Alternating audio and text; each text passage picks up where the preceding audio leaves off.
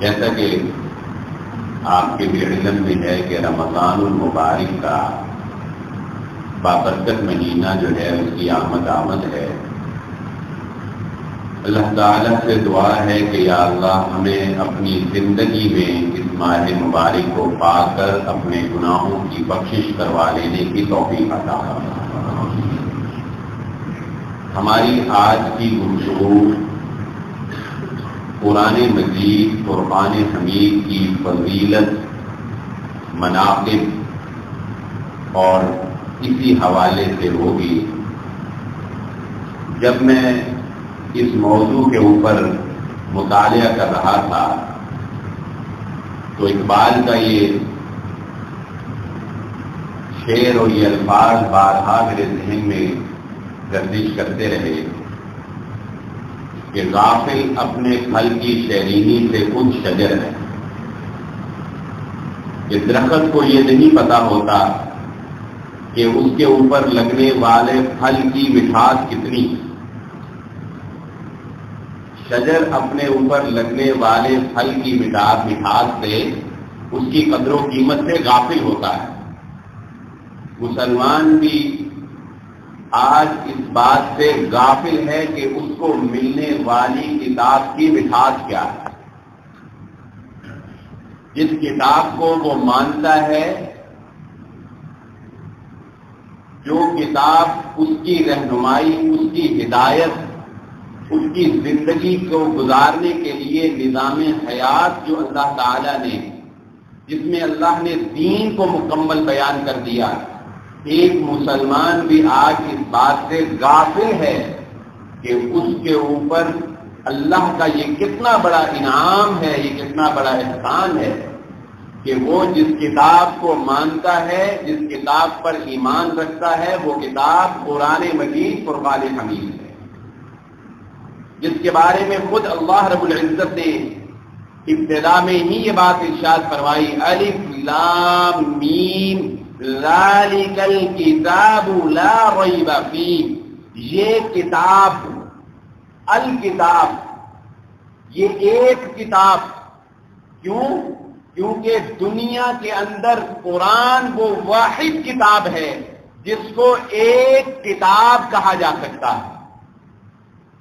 دنیا کے اندر اس وقت اگر آپ زبور جو آسمانی کتاب ہے، وہ کہ تحریف شدہ ہے، اگر زبور کو دیکھیں تو اس وقت آپ کو اس کا ایک کتاب ہونا نظر نہیں آئے گا. اگر آپ تورات کو اٹھا کر دیکھیں تو اس میں کئی صحیفے شامل ہیں، وہ ایک کتاب نہیں ہے. اگر انجیل کو اٹھائیں گے تو وہ ایک نہیں، 4 انجیل کی 4 کتابوں کو ملا کر ایک انجیل بنائی گئی. اسی طرح اگر آپ ہندوؤں کی کتابوں کو اٹھا کر دیکھیں، وید کو اٹھا کر دیکھیں تو کوئی رام کی وید، کوئی یجر کی وید، کوئی اسد کی وید، 4 ویدیں جو ہیں ملا کر ایک وید کی کتاب بنتی ہے. اسی طرح آپ مطالعہ کرتے چلے جائیں تقابل ادیان کا، دنیا کے اندر جتنی بھی کتابیں آپ کو نظر آئیں گی وہ مختلف صحیفوں کا مجموعہ ہے. واحد ایک کتاب ہے قرآن مجید، جو ایک ہی ہے اور مکمل کتاب. اسی لیے اللہ تعالیٰ نے اس کے بارے میں فرمایا ذالک الکتاب لا ریب فیہ. یہ قرآن یہ ایک کتاب ہے، مکمل کتاب ہے، اس میں کوئی کمی نہیں ہے، اس میں کسی چیز کے اضافے کی، کسی چیز کے داخل کرنے کی ضرورت اللہ رب العزت نے باقی چھوڑی نہیں. کتاب یہ قرآن زندہ کتاب ہے.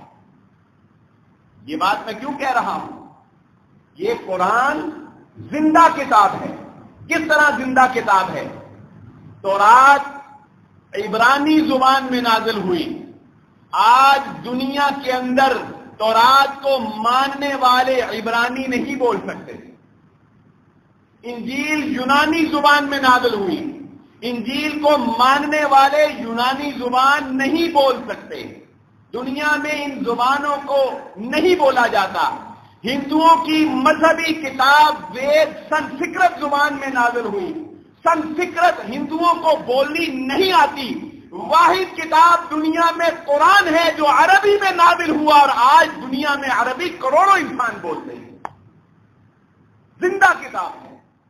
یہ قرآن ہے کہ اس کی زبان بھی زندہ ہے، اور یہ قیامت تک سب سے زیادہ دنیا میں پڑھی جانے والی کتاب اگر کوئی ہے تو وہ قرآن مجید فرقان حمید ہے۔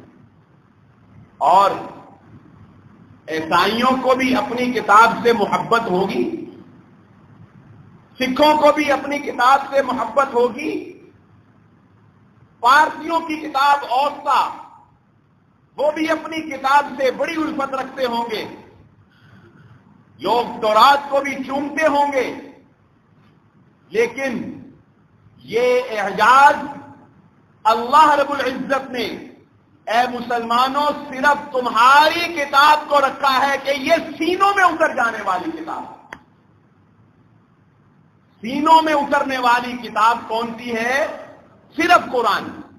صرف قرآن اپنے اندر یہ تاثیر رکھتا ہے کہ یہ سینوں میں اتر جاتا ہے۔ کس طرح سینوں میں اتر جاتا ہے کہ دنیا میں آپ کو کروڑوں عیسائی نظر آئیں گے مگر کوئی تورات کا انجیل کا حافظ نظر نہیں آئے گا، کوئی ہندو وید کا حافظ نظر نہیں آئے گا، کوئی سکھ اپنی کتاب کا حافظ نظر نہیں آئے گا، کوئی پارسی اوسطا کا حافظ نظر نہیں آئے گا، مگر قرآن کے حفاظ ہی نہیں بلکہ اس کو نزاکتوں سے حفظ کرنے والے آپ کو چپے چپے پر نظر آئیں گے۔ لفظ میں نے کیا استعمال کیا؟ نزاکتوں سے۔ قرآن کو صرف حفظ ہی نہیں کیا جاتا، صرف سینوں میں نہیں اتارا جاتا، بلکہ ہمارے ہاں بچے قرآن کو نزاکتوں سے حفظ کرتے ہیں۔ نزاکتیں کیا ہیں؟ آپ کو ایسے بچے حافظ نظر آئیں گے، پوچھو فلانی سورہ کا فلانا رکوع سے پڑھو، وہاں سے پڑھے گا، فلانی آیت سے پڑھو، فلانی آیت سے پڑھے گا، فلانی آیت کہاں پر ہے یہ بتائے گا، فلانی سورہ کتنی ہے یہ بتائے گا، طرح طرح سے حفظ کر کے بتائے گا۔ قرآن کو نزاکتوں سے حفظ کیا جاتا ہے۔ یہ وہ کتاب ہے جو سینوں کے اندر اتر جانے والی کتاب ہے، اور یہ قرآن ہی وہ کتاب ہے جس کو اللہ رب العزت نے یہ اعجاز بخشا ہے کہ اس کی تلاوت کی جا سکتی ہے۔ مسلمان یہ نہیں جانتا قرآن کی تلاوت کیا ہے۔ قرآن کی تلاوت پڑھنا نہیں ہے، اس کے اندر تھوڑا سا میں فرق کر دوں، ورتل القرآن ترتیلا۔ پڑھنا کیا اور چیز ہے، تلاوت اور چیز ہے۔ قرآن کو اللہ تعالی نے یہ اعجاز بخشا ہے جو دوسری کسی کتاب کے پاس نہیں ہے کہ قرآن تلاوت کیا جاتا ہے۔ اور یہ کیا فرق ہے؟ یہ فرق یہ ہے کہ اگر کوئی تورات کو نہیں مانتا، بالکل نہ قرآن کو بے دین ہے، تجربہ کر کے دیکھ لیں، اس کے سامنے تورات کھولیں اور جس زبان میں بھی اس کا اردو میں ترجمہ، اس کا انگلش میں اگر ہے تو وہ انگلش میں، اور اس کو پڑھنا شروع کر دیں، سامنے بیٹھنے والے کو اگر تورات سمجھ نہیں آ رہی، بات پر ذرا توجہ رہے، آپ تورات پڑھ رہے ہیں انگلش زبان میں، سننے والا ہندی سمجھتا ہے، آپ تورات پڑھتے جائیں، کچھ دیر آئے گی وہ اکتا کر کہے گا کیا پڑھتے جا رہے ہو، سمجھ ہی نہیں آ رہی، اکتا جائے گا، اس کو مزہ نہیں آئے گا، اثر نہیں ہوگا۔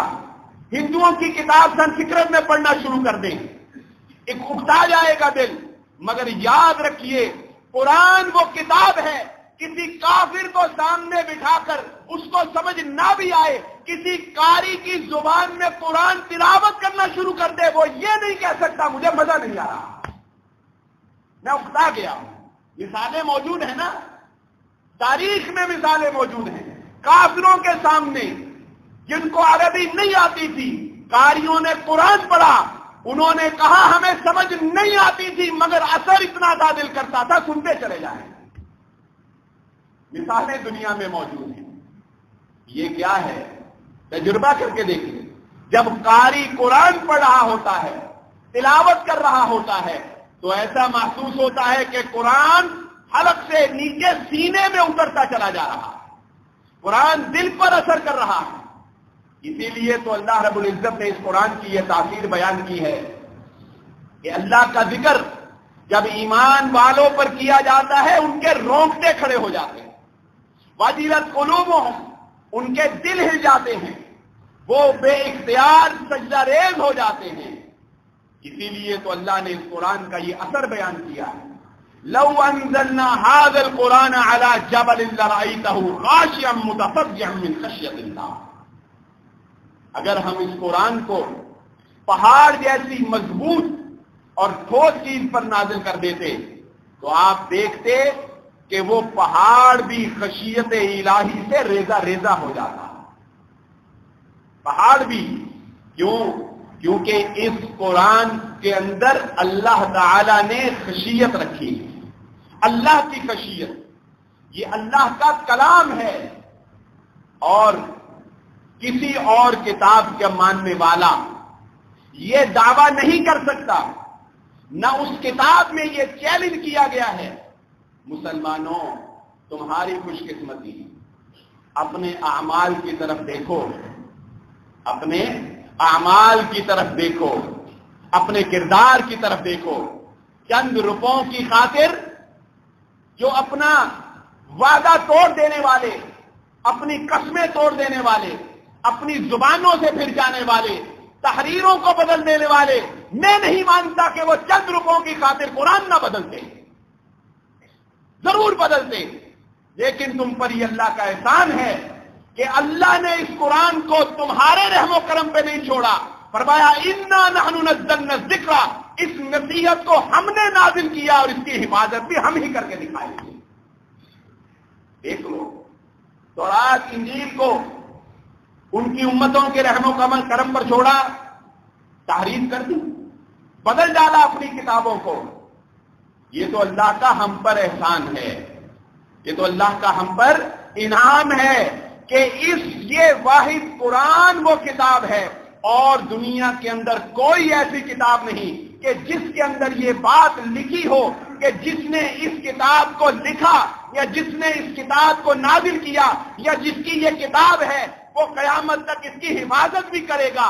یہ اعجاز صرف قرآن کا ہے کہ اس کو نازل کرنے والا اس کے اندر یہ فرما رہا ہے ہم نے اس کو نازل کیا، قیامت تک اس کی حفاظت بھی ہم نہیں کریں۔ اور تمہیں تو اللہ نے قبلہ بھی وہ دیا ہے کہ جس کی حفاظت کا ذمہ بھی اللہ نے اپنے اوپر لیا ہے۔ الم تر کیف فعل ربک باصحاب الفیل، اصحاب الفیل کے ساتھ کیا ہوا کون نہیں جانتا۔ بیت اللہ کی حفاظت بھی اللہ کر رہا، تمہاری کتاب قرآن کی حفاظت بھی اللہ کر رہا۔ یہ تم پر اللہ کا انعام ہے، تم بے خبر ہو۔ اور دنیا میں کوئی کتاب اور نہیں جو یہ چیلنج کرتی ہو کہ اگر مجھے جھوٹا ثابت کرنا ہے تو میرے جیسی ایک سطر لکھ کر دکھاؤ۔ یہ چیلنج بھی صرف قرآن کرتا ہے، کیونکہ قرآن سچی کتاب، لا ریب فیہ، اس کے سچے ہونے میں، اس کے الکتاب ہونے میں، اس کے الفرقان ہونے میں کوئی شک کی گنجائش نہیں۔ یہ چیلنج بھی صرف قرآن کرتا ہے اور قیامت تک کے جنوں اور انسانوں کو کرتا ہے کہ اگر تمہیں یہ لگتا ہے کہ قرآن سچی کتاب نہیں ہے تو جاؤ اس جیسی ایک آیت بنا کر دکھا دو، قرآن سارے کا سارا جھوٹا ہو جائے۔ میں یہاں پر یہ الفاظ سمجھانے کے لیے بات سمجھا دیتا ہوں، لیکن یاد رہے قرآن شاعری سے مبرہ، قرآن کہانت سے مبرہ، قرآن کسی جادوگر کا کلام نہیں، قرآن کسی ادیب کی گفتگو نہیں، قرآن میرے رب رحمان کا کلام ہے۔ لیکن اس میں خاصیت کیا ہے، اس کا اعجاز کیا ہے؟ اس کا اعجاز یہ ہے کہ وہ عربی جو اپنے مقابل دوسری زبانیں بولنے والوں کو عجمی کہتے تھے، عجمی کا معنی گونگے، وہ کہتے تھے ہمیں اپنے ما فی الضمیر کے اظہار کے لیے جو فصاحت اور بلاغت جو الفاظ ہمارے پاس ہیں اپنے دل کی بات کہنے کے لیے مختصر الفاظ میں جامع مفہوم وہ دنیا میں کوئی اور نہیں ادا کر سکتا. ان پر ان فصیح و بلیغ زبان بولنے والوں پر اللہ نے قرآن عربی میں ہی نازل کر کے دکھا کر کہا لو یہ ہے قرآن، جاؤ اس جیسا کلام لے کر آؤ. سمجھا دیتا ہوں قرآن کیا ہے. قرآن کا یہ چیلنج کوئی ایسا نہیں کہ قرآن اتنی مشکل عربی میں ہے کہ کوئی ایسی عربی جانتا نہیں تھا. اس میں الفاظ تو اتنے مشکل آ گئے ہیں کہ یہ لفظ عربیوں نے کبھی سنے نہیں تھے. ہم تو جانتے ہیں اردو بولنے والے، آپ قرآن کو ترجمہ سے پڑھنا شروع کریں، حروف پر غور کریں، آپ کو کئی لفظ ایسے ملیں گے کہ جو آپ کو نظر آ جائے گا کہ یہ تو اردو کے ملتے جلتے لفظوں میں سے، اردو کے الفاظ میں سے. اس کے لیے میں آپ کے سامنے اقبال کا ہی کوئی شعر پیش کر دیتا ہوں کہ محمد سے وفا تو نے تو ہم تیرے صلی اللہ علیہ وسلم. شاعر کا بھی کلام دوسرے لوگوں کی گفتگو سے ذرا فرق ہوتا ہے نا، اس لیے شعر کی مثال سے آپ کو بات صرف سمجھانا چاہتا ہوں. معذرت چاہتا ہوں کہ صرف سمجھانے کے لیے شعر کا سہارا لینا پڑا. اقبال نے کہا کہ ایک محمد دو صلی اللہ علیہ وسلم سے وفا تو نے تو ہم تیرے ہیں. 9 یا 10 الفاظ استعمال ہوئے شعر میں. بتائیں کوئی بھی لفظ میں نے اس شعر میں ایسا بولا ہے جو آپ کو آتا نہ ہو؟ بتائیں. یا آپ نے کبھی اردو میں سنا نہ ہو؟ بڑی مشکل شاعری اس نے کی، لیکن یہ اس میں کوئی ایسا تو نہیں نا کہ کوئی مشکل ہو لفظ. کسی 5ویں 10ویں کے طالب علم کو بھی بٹھا لیں گے تو وہ کہے گا کہ ہاں سارے الفاظ ہی میں نے سنے ہوئے. پھر اقبال کا کلام جو ہے اس میں کمال کیا ہے، اس کا فرق کیا ہے، اس کی خاصیت کیا ہے؟ اس کی خاصیت یہ ہے کہ ان الفاظ کو جو ترتیب اقبال نے دی ہے یہ کوئی دوسرا نہیں دے سکا. اقبال کا کمال کیا ہے کہ محمد سے وفا تو نے تو ہم تیرے ہیں میں لفظ سارے اردو کے ہیں، سارے عام فہم ہیں، مگر جو ترتیب دی ہے وہ کوئی اور نہیں دے سکا. عربی ساری وہ جو عربوں کو آتی تھی، مگر اللہ نے الفاظ کے جو موتی پروئے ہیں قیامت تک کوئی نہیں پرو سکتا.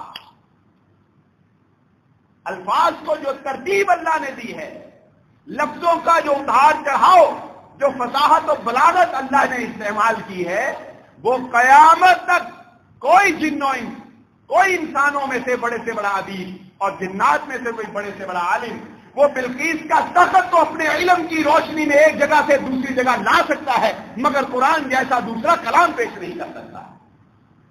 یہ قرآن کا اعجاز ہے. مسلمانوں، یہ اللہ کا تم پر احسان ہے. اور یہ قرآن وہ ادب والی کتاب ہے. مسلمان بڑا مؤدب ہوتا ہے، ادب کرنے والا. مسلمان بڑا ادب کرنے والا. کیوں؟ کیونکہ اس کی کتاب ادب کا تقاضا رکھتی ہے. ادب والی کتاب ہے. ادب والی کتاب کس طرح ہے؟ ادب والی کتاب اس طرح ہے کہ یہ قرآن وہ کتاب ہے جو یہ کہتی ہے اپنے ماننے والوں کو، اپنے ماننے والوں کو. اللہ تعالیٰ نے سورۃ البقرہ میں ارشاد فرمایا کہ یہ وہ کتاب ہے قرآن مجید. اے محمد صلی اللہ علیہ وسلم، اس قرآن کو ہم نے آپ پر نازل کیا. یہ قرآن آپ کی پہلے نازل کردہ کتابوں کی تصدیق بھی کرتا ہے. اور مسلمان کے لیے، ہمارے لیے، میرے لیے، آپ کے لیے یہ بات ضروری ہے کہ اگر ہم قرآن پر ایمان رکھتے ہیں تو قرآن سے پہلے نازل کردہ تمام کتابوں پر ایمان رکھتے ہیں. کوئی اور کتاب یہ نہیں کہتی مجھے بھی مانو اور باقی سب کو بھی مانو.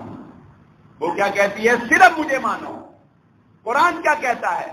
قرآن کہتا ہے مجھ پر بھی ایمان لاؤ، مجھ سے پہلے جو کتابیں نازل کی گئی ان پر بھی ایمان لاؤ۔ کیا مانا؟ مانو ان کو بھی، لیکن تعلیمات پر عمل کرنے کے لیے اب وہ پہلی منسوخ ہو گئی، اس کے لیے صرف تمہارے پاس قرآن ہے، کیونکہ سچی کتاب یہ ہے، کیونکہ یہ اپنے اعجاز میں باکمال ہے، اور یہ اپنی تعریف، اپنی وضاحت، اپنے مدعا کو خود بیان کر دیتا ہے۔ اس قرآن سے پوچھو کہ تمہیں کس نے نازل کیا، یہ بتائے گا مجھے رب رحمان نے نازل کیا۔ کس کے ذریعہ سے نازل کیا؟ نزل بالروح الامین، یہ بتائے گا مجھے جبرائیل علیہ السلام کے ذریعہ نازل کیا گیا۔ کس پر نازل کیا گیا؟ یہ بتائے گا محمد الرسول اللہ صلی اللہ علیہ وآلہ وسلم پر نازل کیا گیا۔ اس سے پوچھو کس مہینے میں نازل کیا گیا؟ شہر رمضان الذی انزل فیہ القرآن۔ اس سے پوچھو کس رات میں نازل کیا گیا؟ انا انزلناہ فی لیلۃ القدر۔ یہ قرآن ہے جو اپنی ہر بات کو خود کھول کے بیان کر دیتا ہے۔ کس نے نازل کیا، کس کے ذریعہ، کس پر، کس شہر میں، کس مہینے میں، کس رات میں، ساری باتیں قرآن خود بیان کرتا ہے۔ یہ قرآن کا کمال ہے۔ اور آئیے اب اس پہلو سے چند باتیں ہو جائیں۔ شہر رمضان الذی انزل فیہ القرآن ھدی للناس وبینات من الھدی والفرقان۔ رمضان کا اور قرآن کا ایک خاص تعلق ہے جو اللہ تعالی نے بیان فرمایا کہ ہم نے اس قرآن کو رمضان کے اندر نازل کیا۔ رمضان اپنی ایک فضیلت رکھتا ہے اور یہ قرآن کا مہینہ کہلایا جاتا ہے۔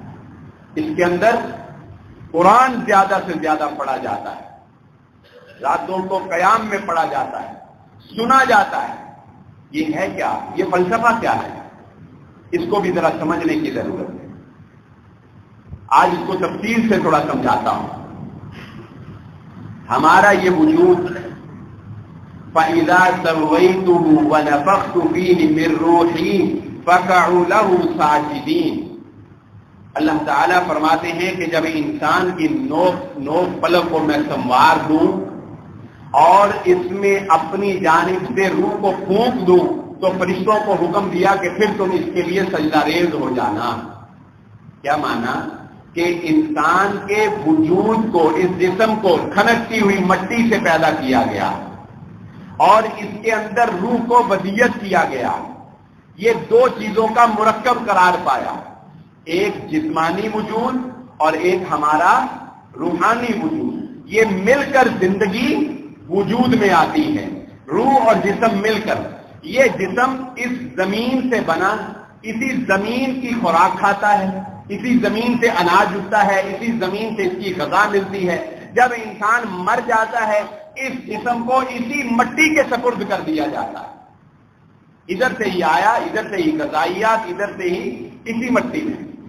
اس لیے اس جسم کا رجحان، اس جسم کی رغبت، اس جسم کی چاہتیں، اس جسم کی خواہشات بھی اس دنیا کی طرف ہی ہوتی ہیں۔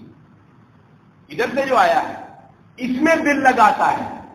اچھا، روح اللہ نے آسمان سے اپنی جانب سے بھیجی، وہ روح انسان میں رہتی ہے لیکن اس کا دھیان اللہ کی طرف رہتا ہے کیونکہ وہ ادھر سے آئی۔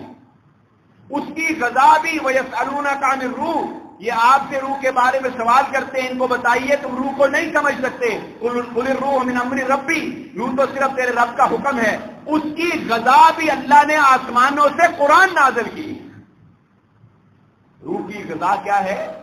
آسمانوں سے نازل ہوئی قرآن۔ قرآن دلوں پر اترتا ہے، سکون پیدا کرتا ہے۔ الا بذکر اللہ تطمئن القلوب۔ یہ جب انسان مر جاتا ہے تو روح آسمانوں سے آئی، آسمانوں کی طرف ہی واپس چلی جاتی۔ یہ ایک بات ہمیں سمجھ آ گئی۔ اب رمضان کیا کرتا ہے؟ رمضان المبارک کے مہینہ میں جب ہم روزہ رکھتے ہیں تو روزہ ہمیں یہ سکھاتا ہے کہ اپنے جسم کو دنیاوی لذات سے کس طرح روکنا ہے۔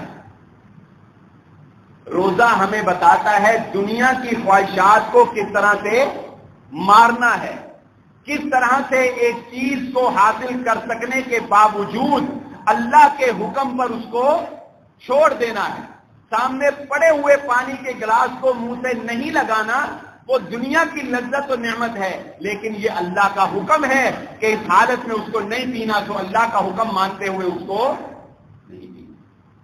یہ روزہ ہمارے جسم کو کمزور کرتا ہے، دنیا کی لذات، دنیا کی خواہشات، دنیا کی تمناؤں اور دنیا کے جو زیب و زینت ہے اس سے دور کرتا ہے۔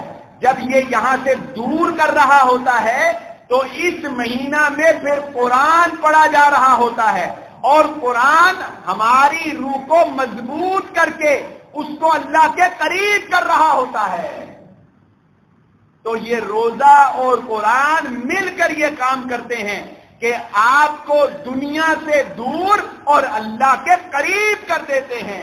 لعلکم تتقون کا مفہوم ادا ہو جاتا ہے کہ روزے کا مقصد یہ ہے تاکہ تم پرہیزگار بن جاؤ، تاکہ تمہارے اندر پرہیزگاری آ جائے۔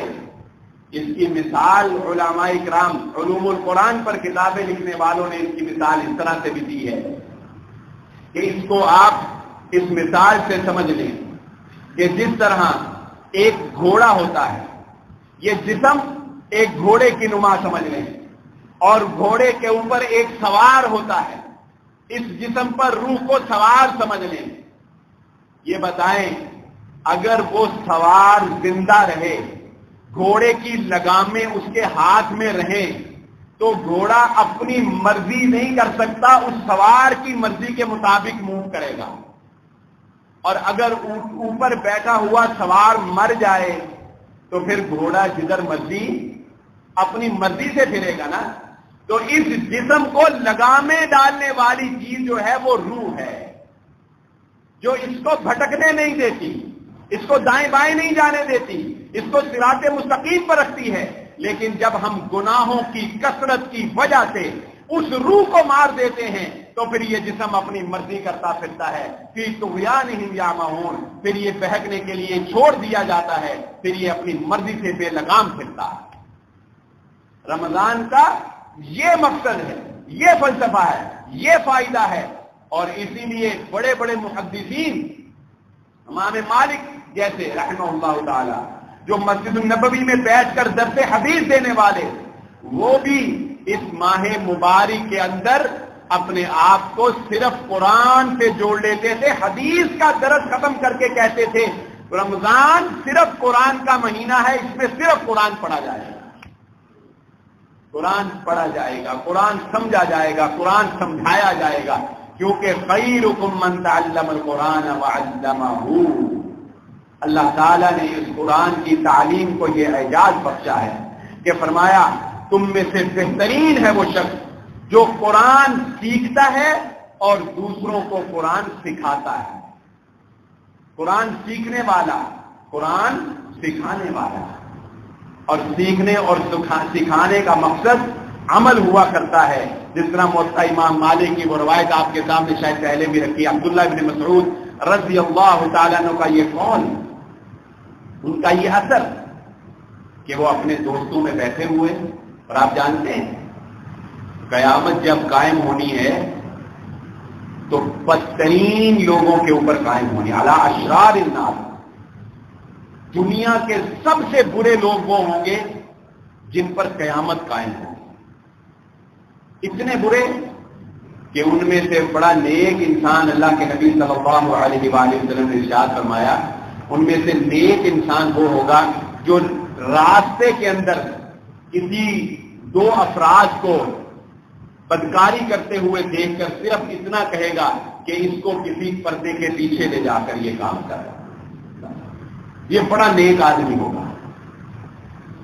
اور میں یہ بات پہلے بھی رکھ چکا ہوں آپ کے سامنے کہ جب انسان اللہ تعالیٰ کے انعامات کی قدر چھوڑ دیتا ہے پھر اللہ تعالیٰ بھی اپنی نعمتوں کو ان سے چھین لیتا ہے۔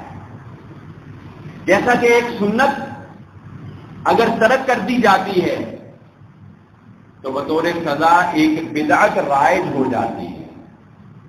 سنت ایک نعمت ہے. جب انسان مسلمان سنتوں کا ترک کر دیتے ہیں تو پھر اللہ بھی ان کو ان کے حال پر چھوڑ دیتا ہے، پھر بدعات جنم لینے لگتی ہیں. تو کہنے کا مقصد کیا ہے؟ ایک وقت وہ بھی آنے والا ہے کہ جب لوگ قرآن کی قدر کرنا چھوڑ دیں گے، پڑھنا چھوڑ دیں گے، یاد کرنا چھوڑ دیں گے. حضرت عبداللہ بن مسعود رضی اللہ تعالیٰ عنہ نے ارشاد فرمایا، ان سے روایت ہے کہ پھر قیامت کے قریب ایک وقت وہ آ جائے گا جب اللہ تعالی قرآن مجید کے حروف کو دنیا سے ختم کر کے اپنے پاس اٹھا لیں گے. لوگ رات کو سوئیں گے، صبح کو کتابوں میں، یہ مصحف میں صفوں پر قرآن لکھا ہوا موجود نہیں، صفحے صاف ہو. جب تمہیں قدر نہیں ہے، ہمیں بھی کیا ضرورت ہے یہ کلام تمہارے پاس رکھنے. اور یہاں تک فرمایا حضرت عبداللہ بن مسعود رضی اللہ تعالیٰ عنہ نے کہ ایک ساتھی کے پوچھنے پر کہ اچھا یہ تو اٹھا لیے جائیں گے الفاظ کو، لیکن کوئی آیت کسی کو یاد ہوگی، کوئی ٹکڑا کسی کو یاد ہوگا. فرمایا جب لوگ صبح اٹھیں گے تو قرآن سینوں سے بھلا دیا جائے. کسی کو اگر کچھ یاد بھی ہوگا تو وہ بھی بھلا دیا جائے گا. امام غزالی رحمہ اللہ نے ویسے بڑی پیاری بات کہی ہے. مسلمانوں کے حالت دار کو دیکھتے ہوئے انہوں نے کہا کہ اے مسلمانوں، تم کیا سمجھتے ہو قرآن پڑھ کر کوئی اللہ پر احسان کر رہے ہو؟ اور قرآن کا ترک کر کے کیا اللہ کا کوئی نقصان کر رہے ہو؟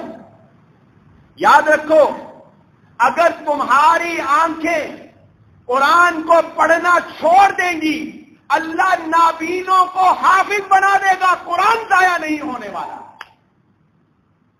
اللہ اپنا کام لینا جانتا ہے. اللہ اپنا کام، تمہارا محتاج نہیں ہے، تمہارا اللہ محتاج نہیں. یہ قرآن وہ خطاب ہے جس کی قدر کرنے کی ضرورت ہے کہ حضرت عبداللہ بن مسعود رضی اللہ تعالیٰ عنہ کا وہ اثر آپ کے سامنے بیان کرنے لگا تھا. اپنے ساتھیوں کو بٹھایا اور کہنے لگے، انک فی زمان کثیر الفقہاء قلیل القراء. ایک تمہارا یہ زمانہ ہے، تمہارا یہ وقت ہے. دیکھو تم دیکھ رہے ہو نا، قرآن کو سمجھنے والے، قرآن پر عمل کرنے والے، قرآن کا فہم رکھنے والے بہت زیادہ ہیں. قلیل القراء، اس کو بڑے لہجوں میں پڑھنے والے، بڑے خوبصورت اونچی اونچی آوازوں میں پڑھنے والے اور طرح طرح سے پڑھنے والے، یہ تمہیں کم نظر آئیں گے. قرآن پر فہم زیادہ ہے، قرآن کی لوگوں کو سمجھ زیادہ ہے، قاری تھوڑے ہیں. قرآن کے حدود کی حفاظت کی جا رہی ہے، حروف کی حفاظت پر توجہ کم ہے. قرآن کی حد کو لوگ نہیں توڑنے دیتے، قرآن کی حدوں کی حفاظت ہے اور قرآن کے حروف کی حفاظت پر توجہ کم ہے. تمہارا یہ زمانہ ہے، لوگوں کے خطاب تھوڑے، عمل زیادہ. لوگ تقریریں لمبی لمبی، جلسے لمبے لمبے نہیں کر رہے، راتوں راتوں پوری محفلیں منعقد نہیں ہو رہی. تقریریں کم ہیں، عمل زیادہ ہے. یطیلون الصلاۃ ویکثرون الخطبۃ، نمازیں لمبی ہیں، خطبے چھوٹے ہیں. لوگ عبادت کرتے ہیں، باتیں کم کرتے ہیں. اور دینے والے زیادہ ہیں، لینے والے تھوڑے. وَسَيَأْتِي عَلَى النَّاسِ زَمَانٌ، لیکن سنو، عنقریب لوگوں پر ایک وقت ایسا آنے والا ہے کہ جس وقت قرآن کے قاری زیادہ ہو جائیں گے، قرآن کے سمجھنے والے کم ہو جائیں گے. قرآن بڑی خوبصورتی سے پڑھا تو جائے گا پر قرآن کا فہم لوگوں کو نہیں ہوگا. قرآن دل میں اترنے کی صلاحیت، دل میں اتارنے کی صلاحیت ختم ہو جائے. قرآن کے حروف کی تو بڑی حفاظت ہوگی، اور اگر میں کہوں کہ حضرت عبداللہ بن مسعود رضی اللہ تعالیٰ عنہ کا یہ قول آج کافی حد تک اپنا اثر دکھاتا نظر آتا ہے کہ آپ کو بڑے خوبصورت پرنٹنگ میں قرآن نظر آئے گا، لیکن بتائیں دنیا میں کوئی ایسی جگہ خطہ بتائیں جہاں قرآن کی حدود کا نفاذ مکمل طور پر نافذ الا ماشاءاللہ۔ کہا ایک وقت لوگوں پر ایسا آئے گا، لوگ قرآن کے حرف کی حفاظت کریں گے، حدود کا کوئی خیال نہیں کریں گے، حدود کو پامال، لوگوں کی باتیں لمبی ہوں گی، تم گفتار سراپا وہ سراپا کردار، تم اخوت سے گریزاں وہ اخوت پہ نثار، تم گفتار سراپا وہ سراپا کردار، اب تلک یاد ہے قوموں کا حکایت ان کی، نقش ہے سوائے ہستی پہ صداقت ان کی۔ اقبال نے کہا غرض میں تم سے کیا کہوں کہ وہ صحرا نشی کیا تھے، جہاں گیرو جہاں بانو جہاں اراؤ، وہ تو جہان کو زیر کر دینے والے، گر چاہوں تو نقشہ کھینچ کر الفاظ میں رکھ دوں، مگر تیرے تخیل سے بدو کر ہے وہ نظارہ، تیرے دل پہ نہ ہو اگر نزول قرآن، گرا کشا ہے نہ راضی نہ صاحب کشاف۔ اقبال نے کہا تیرے دل پہ اگر قرآن نہ اترے تو کوئی فائدہ نہیں ہے۔ امام فخر الدین رازی کی 16 جلدوں پر اتنی بڑی کتاب، وہ بھی پڑھ لینا، تفسیر کی 16 جلدیں پڑھ لے، تیرے دل پہ اگر نزول قرآن نہ ہو تو کوئی فائدہ نہیں ہے۔ یہ گرا تیرے دل پہ نہ ہو اگر نزول قرآن، گرا کشا ہے نہ راضی نہ صاحب کشاف۔ وہ زمانے میں معزز سے مسلمان ہو کے تم خوار ہوئے تارک قرآن ہو کے، بہت اشعار۔ حضرت عبداللہ بن مسعود فرما رہے ہیں حروف کی حفاظت ہوگی، حدود کی حفاظت نہیں ہوگی، لوگوں کی باتیں لمبی ہوں گی، لوگوں کی نمازیں چھوٹی چھوٹی نمازیں۔ افسوس ہوتا ہے ایسے لوگوں کو دیکھ کر کہ باجماعت نماز پڑھ رہے ہیں، لیکن اللہ کی قسم پیچھے پوری سورۃ الفاتحہ بھی نہیں پڑھی جاتی، اتنی چھوٹی نماز، اتنی مختصر نماز ہے۔ امام صاحب کا حال یہ ہوتا ہے کہ آپ پیچھے مقتدی کبھی پڑھنے چلے جائیں کبھی تو پیچھے سورۃ فاتحہ پوری نہیں پڑھی جائے۔ اور آخری بات انہوں نے کہی لینے والے زیادہ ہو جائیں گے، دینے والے کم ہو جائیں گے، مانگنے والے زیادہ، لوگوں کے اندر دینے کا جذبہ، سخاوت کا جذبہ کم ہو جائے گا۔ میری گفتگو کا نقطہ نبات اور خلاصہ یہ ہے کہ ہماری آج کی گفتگو قرآن مجید فرقان حمید کی فضائل، اس کے مناقب اور اعجاز کے بارے میں گفتگو کی۔ قرآن وہ کتاب ہے جو دنیا کے اندر اپنا ایک مقام رکھتی ہے، جو واحد ایک کتاب ہے، یہ کلام اللہ ہے، اس جیسی کوئی کتاب آج تک کوئی آیت بنا نہیں سکا۔ اس کا اعجاز یہ ہے کہ یہ اللہ نے ایسے الفاظ میں پرویا ہے کہ قیامت تک کوئی اور پرو نہیں سکتا۔ اس کے اندر یہ خاصیت ہے کہ یہ تلاوت کیا جاتا ہے تو سینوں پہ اترتا ہے، یہ سمجھ نہ بھی آئے تب بھی تمہیں ایک حرف کے بدلے 10 نیکیاں تمہارے نامہ اعمال میں لکھی جاتی ہیں۔ الف لام میم ایک، نبی صلی اللہ علیہ وسلم فرمایا میں کہتا ہوں الف لام میم یہ ایک نہیں بلکہ الف ایک حرف، لام دوسرا اور میم تیسرا۔ میں نے الف لام میم کہا، آپ میں سے کسی کو اس کا معنی نہیں آتا، مجھے بھی نہیں آتا۔ الف لام میم کا معنی آتا ہے کسی کو؟ حروف مقطعات کہا جاتا ہے ان کو، قطع کر کے پڑھنا، کاٹ کاٹ کے، الف الگ پڑھا، لام الگ پڑھا، میم الگ پڑھا، لکھتے ملا کر پڑھتے الگ الگ ہے نا، اس کا معنی ہمیں بتایا نہیں گیا۔ لیکن جب میں یا آپ اپنی زبان سے الف لام میم ادا کرتے ہیں، ہمارے نامہ اعمال میں 30 نیکیاں لکھ دی جاتی ہیں، پتہ ہی نہیں مانی کیا ہے، پھر بھی لکھ دی جاتی۔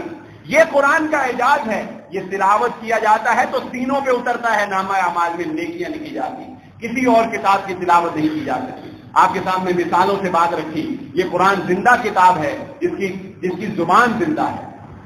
یہ قرآن یہ وہ کتاب ہے کہ دنیا کے اندر قیامت تک سب سے زیادہ پڑھی جانے والی کتاب یہ قرآن مجید ہی ہے۔ ابتدائی ہماری کچھ باتیں قرآن کے اعجاز اور اس کی خاصیت کے بارے میں تھی، اس کی حفاظت اللہ تعالیٰ نے اپنے ذمہ لی۔